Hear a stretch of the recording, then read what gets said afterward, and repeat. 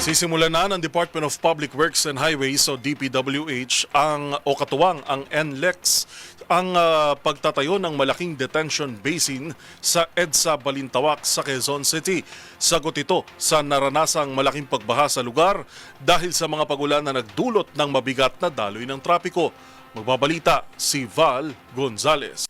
Nagsagawa na ng inspeksyon sina DPWH Secretary Vince Dizon at North Luzon Expressway Corporation President Luis Reñon sa drainage system na nasa kahabaan ng EDSA Balintawak sa Quezon City.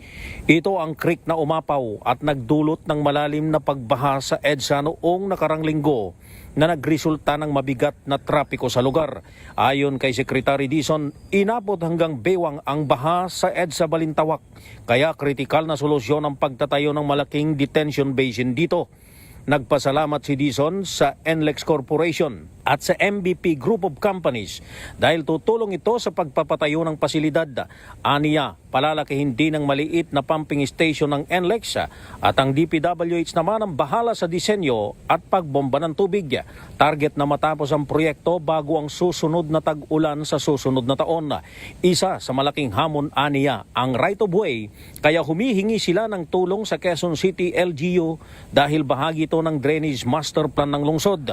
But we're very happy to announce and very thankful to announce that NLEX Corporation will help us build it. No? Will help us build it. No? So, ang importante dito is kung makuha natin yung right of way with the help of QC, nandito si Engineer Dale, kung kaya natin magawa. Samantala, tiniyak naman ni Dizon na hindi masasayang ang maiipong tubig dahil makikipag-ugnayan na rin sila sa Manila Water at Maynilad para gawin itong potable water. Para sa MBC TV Network News, ako si Val Gonzales, DZRH, una sa Pilipinas, una sa Pilipino.